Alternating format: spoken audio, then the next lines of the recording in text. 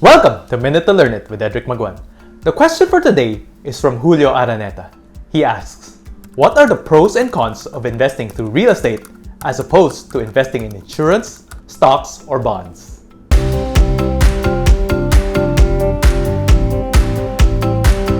First, let's talk about the other investment types you mentioned. Insurance may be useful but will only give you financial benefit if a certain negative event happens. Otherwise, it's just an expense. Bonds will give you stable cash flow, but not much in terms of appreciation, if any, depending on the current interest rates. Stocks are volatile, so it can go up and down very quickly, giving you an opportunity, but does not provide regular cash flow for the most part. While each type has its own purpose, for me, real estate is the best.